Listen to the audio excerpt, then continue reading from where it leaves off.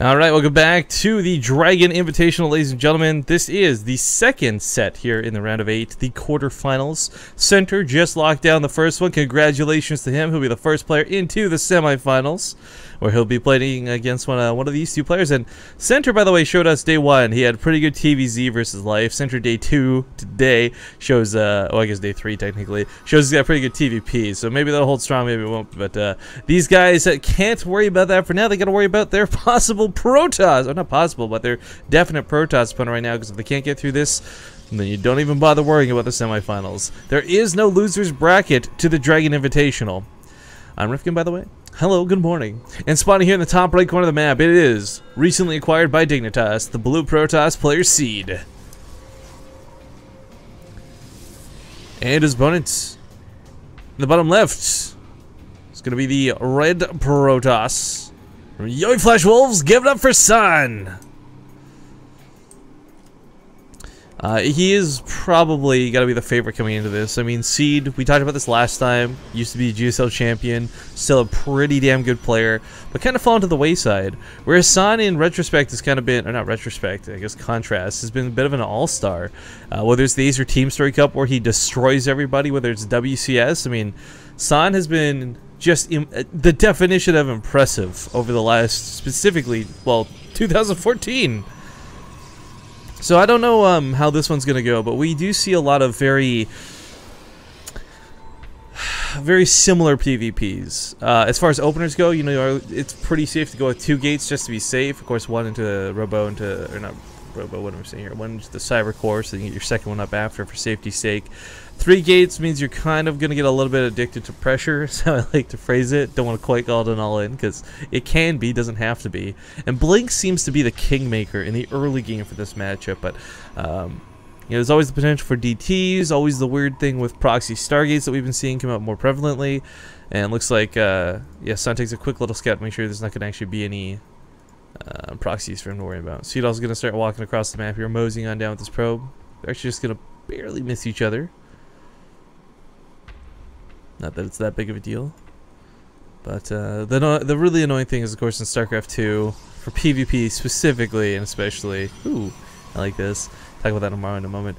You know, until you got the Stargate out, or not Stargate, well, that's what I was going to talk about in a moment. Until you got a Stalker out, a Sentry out, a Mothership Core, there's nothing to actually stop this probe from scouting you, so it's kind of like, hey Seed, you're absolutely welcome to come in my base and check out whatever the hell you want. So, same kind of goes for Sun. Both players just get a nice scout off on one another, but did Sun not see that second pylon? No.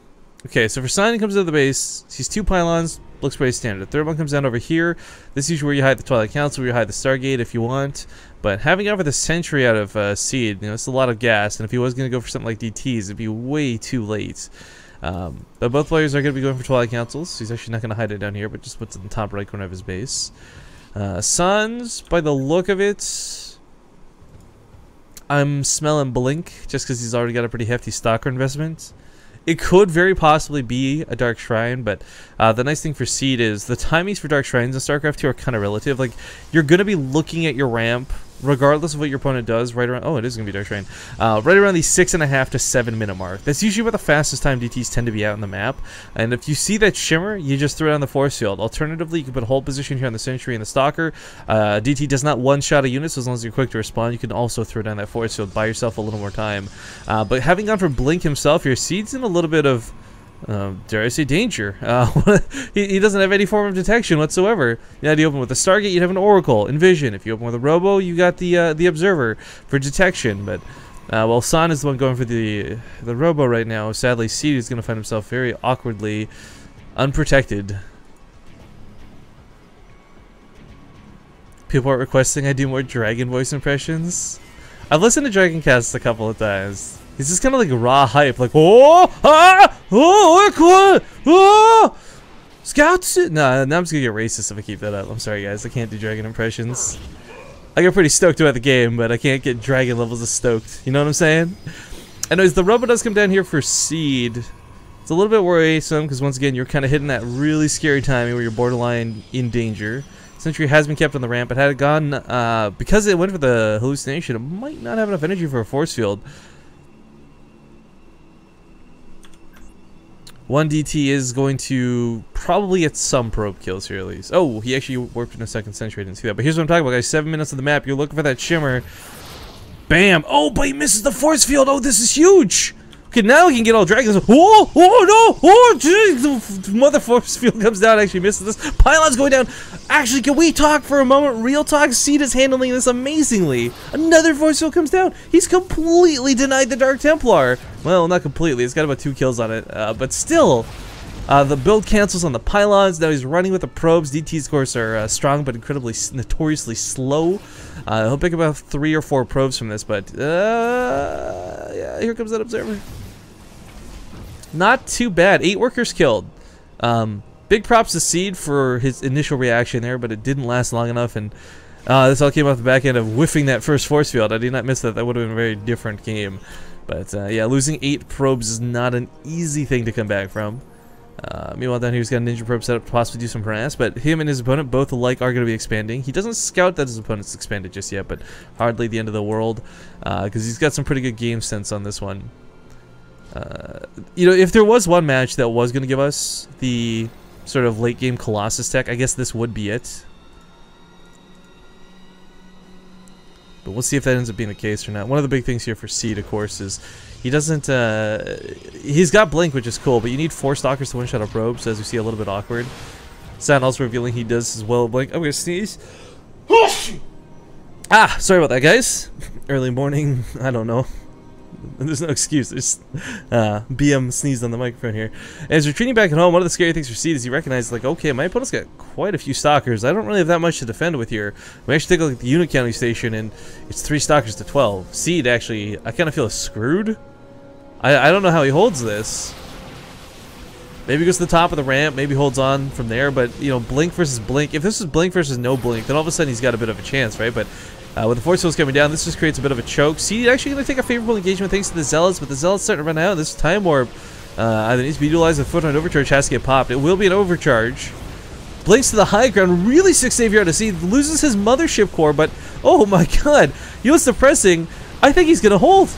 Look at the maneuverability here he's pulling off. Seed with some great decision making, some fast maneuvers. He's gonna sadly not have a second overcharge for the main, but the time warp on the ramp was huge. Now coming up here, he's still got to bust the Immortal Shield, which is gonna be very difficult, but with the probes being pulled onto this, he should be able to hold absolutely and entirely. Son, I think he thought he had an easy win. You know, how do you come in 12 Stalkers to 3 and lose a fight? There's got to be the logic going on right now, but he's actually going to lose this. Now, with that being said, he's picked off so many workers with this going on. 13 additional probes have died, 22 in total this game. Seed's going to give chase. He'll pick off the pylon over here as well, but what a good engagement.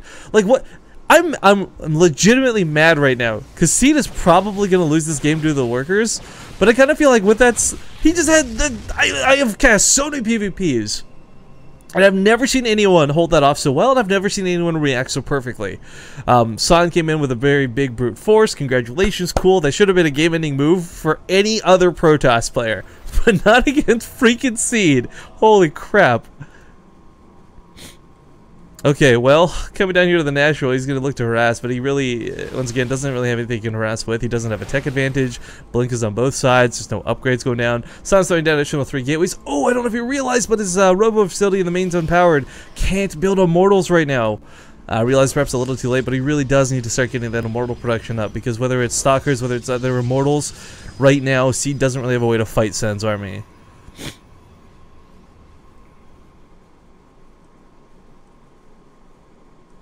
But San gonna give charge. Does sneak in more pylons.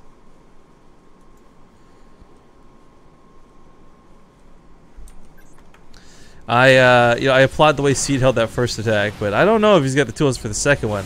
Once again, though, with this high ground shenanigans, his Blink is amazing. He will almost lose the observer. Jukes out due to the stealth, but can't focus too hard on his offensive side of the map, so he might lose these Stalkers. Actually decides to bring him home. Nexus is probably going to go down here, something I think he's just going to have to be forced to deal with. There's just no way to stop this. He's going to try and get a kill or two, but force field on the ramp will keep him alive and in the game. But he's at a worker deficit, now he's down a base to his opponent. Big Blink 4 on the top of the ramp. Seed, out of units, out of tricks. GG. Oh my god, I want to go back and highlight, like, I want to go day 9 analyze that defense. Holy crap. I'm not even Protoss. And I loved how that went. Fantastic. Sadly, though, he does lose game number 1, and San will take the first game.